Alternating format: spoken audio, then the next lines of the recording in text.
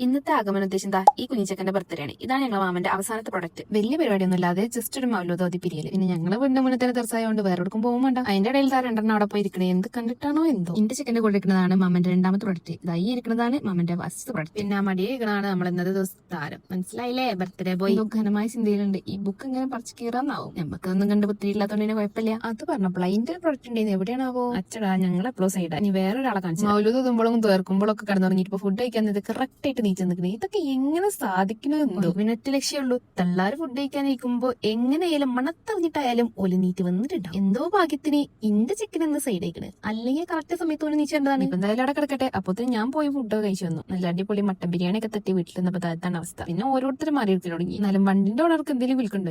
ആ ചങ്ങായി പിന്നെ അന്ന് കയറിയതാണ്. പിന്നെ കയറിയിട്ടില്ല. എന്തിനോ വേണ്ടി തിളച്ച സാമ്പാർ. പിന്നെ ബർത്ത്ഡേ ആകുമ്പോൾ ബർത്ത്ഡേ മുട്ടായി മസ്റ്റാണ് ഇവിടെ. പിന്നെ ആ കൺഫ്യൂഷൻ കുറെ ഉണ്ടായതുകൊണ്ട് ഏതെടുക്കണം. പിന്നെ ആ പുഞ്ചിരി ഉണ്ടല്ലോ ഇതൊക്കെ പാടൊക്കെ കത്താക്കാനുള്ള പ്ലാൻ ഞാൻ ഉണ്ടാവുമ്പോഴോ നെവർ എവർ. കുട്ടിയാക്കിട്ടുന്നത് പറഞ്ഞാല് മറക്കിട്ടുന്നത് പോലെയാണല്ലോ. പിന്നെ ഇപ്പൊ എന്റെ ആർക്കും നോക്കണ്ട, ആർക്കും കിട്ടില്ല. പിന്നെ ബർത്ത്ഡേ പോയാണ്ട് ക്ഷമിച്ചളയാ. പിന്നെ നമ്മള് വേഗം വീട്ടിൽ പോയി. അർജന്റായിട്ട് ഒരു സ്ഥലം വരെ പോവാണ്ട്